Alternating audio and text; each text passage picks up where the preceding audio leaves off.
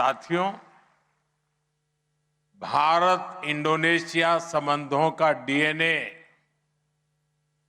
उन संतों और बौद्ध भिक्षुओं से बना है जिन्होंने ज्ञान को सीमाओं में नहीं बांधा।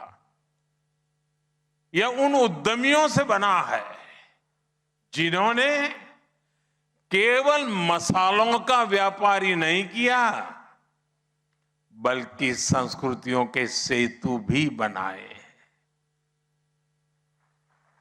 यह डीएनए को उन कलाकारों ने गढ़ा है जिन्होंने रामायण और महाभारत को अपनी अपनी भाषा में जिया, लेकिन उनकी आत्मा को एक ही रखा। भारत इंडोनेशिया के संबंधों को इंडोनेशिया के जिंदा दिल नागरिकों ने, यहां बैठे अनेक परिवारों ने सींचा है, संवारा है, हमेशा समृद्ध किया है।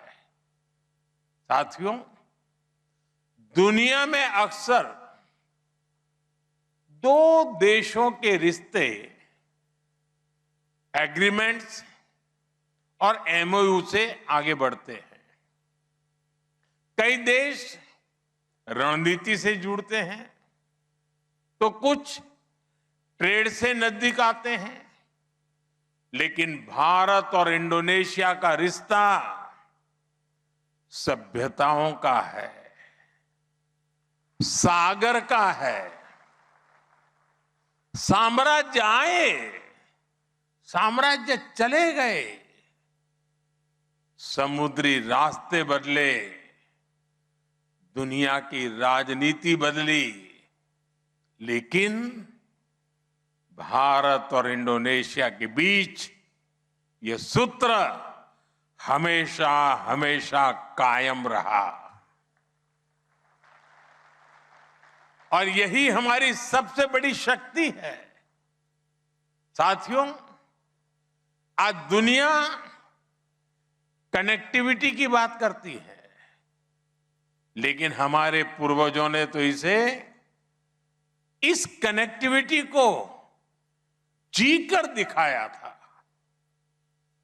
आज दुनिया की सप्लाई चेन्स भरोसे के अभाव में टूट रही है, लेकिन भारत और इंडोनेशिया ने उस समय सप्लाई चेन का भरोसा जिंदा किया था जब ग्लोबल सप्लाई चेन की चर्चा भी नहीं थी।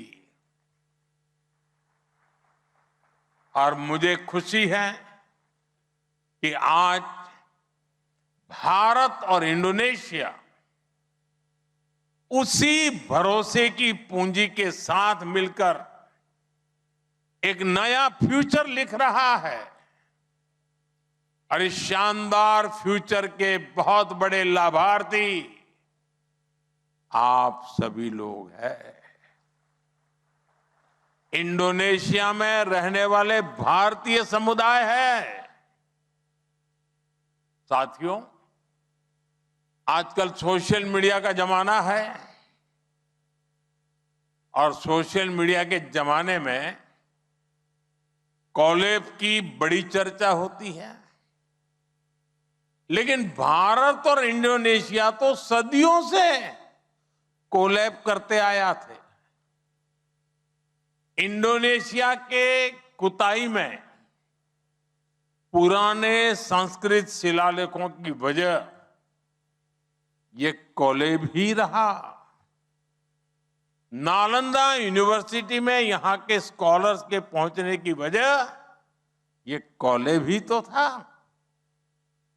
कटक का बाली यात्रा उत्सव हो, महानदी में केले के तनों से बनी नावों को चलाने की परंपरा हो, वयांग कुलित में महाभारत का मंचन हो, वैशाख पिलग्रिमेज हो या देवी श्री की पूजा हो, हर परंपरा में भारत और इंडोनेशिया का ये कोलैब साफ साफ दिखाई देता है। साथियों, भारत और इंडोनेशिया के कोलैब का ये इतिहास जितना पुराना है उतना समृद्ध भी है। सुमात्रा का मुआरो जाम्बी प्राचीन काल में नालंदा का एक सिस्टर इंस्टीट्यूशन हुआ करता था।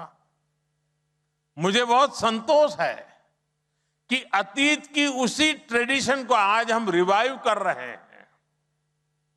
आप सभी जानते ही हैं, अब नालंदा यूनिवर्सिटी नए अवतार में सामने आई है और वहां इंडोनेशिया के भी अनेक स्टूडेंट्स ने एडमिशन लिया है।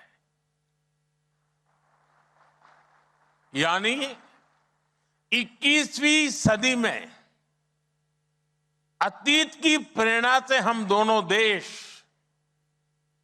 एक नए भविष्य की दिशा तय कर रहे हैं। साथियों, भारत और इंडोनेशिया दिल से भी करीब है और भूगोल से भी निकट के पड़ोसी है। भारत के ग्रेट निकोबार द्वीप से इंडोनेशिया के आचे की दूरी लगभग 150 किलोमीटर है। सोचिए, भारत के एक द्वीप से इंडोनेशिया भारत के राज्यों से भी ज्यादा करीब है। इंडोनेशिया में आने वाले हर भारतीय को यहां अपनापन महसूस होता है। यही कारण है कि वर्षों से हमारे दोनों देश ट्रेडिशन, टूरिज्म के माध्यम से एक दूसरे के साथ जुड़कर हमारे रिश्तों की लीगेसी को आगे बढ़ा रहे हैं। आज जब भारत नए पोर्ट्स बना रहा है, नए शिप्स पर काम कर रहा है, नए सी रूट्स को एक्सप्लोर कर रहा है, नई पार्टनरशिप के माध्यम से मैरीटाइम ट्रेड को आगे बढ़ा रहा है, तो ऐसे समय में इंडोनेशिया हमारे लिए फेवरेट फ्रेंड बनकर हमारे साथ उपस्थित है। साथियों, इंडोनेशिया हो या फिर भारत, हम दोनों ही देश विकास के लिए अधीर हैं और वाकई बहुत अधीर है। हमारे पास न रुकने का मौका है, न थमने का।